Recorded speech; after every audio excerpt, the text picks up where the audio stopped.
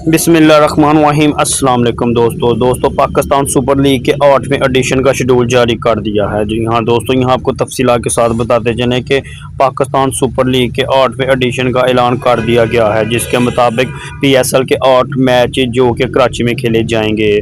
दोस्तों यहाँ आपको बताते चलें कि 8 मुकाबले रात और 1 मैच दिन में भी खेला जाएगा। नेशनल स्टेडियम में पहला मैच 14 फरवरी को कराची किंग और पेशावर ज़ल्मी के दरमियान खेला जाएगा। दूसरा मैच कराची किंग्स और इस्लामाबाद के दरमियान 16 फरवरी, जबकि तीसरा मैच कराची किंग और पेशावर ज़ल्मी के दरमियान 18 फरवरी। चौथा मैच कराची किंग और लाहौर कलंदर के दरमियान 19 और पांचवा मैच कोयटा ग्लैडिएटर और पेशावर ज़ल्मी के दरमियान होगा, जबकि छठा मैच लाहौर कलंदर और कोयटा ग्लैडिएटर के दरमियान 21 फरवरी। सातवां मैच पेशावर ज़ल्मी और इस्लामाबाद यूनाइटेड के दरमियान और 23 फरवरी को आठवां मैच कोयटा ग्लैडिएटर और इस्लामाबाद यूनाइटेड के दरमियान खेला जाएगा।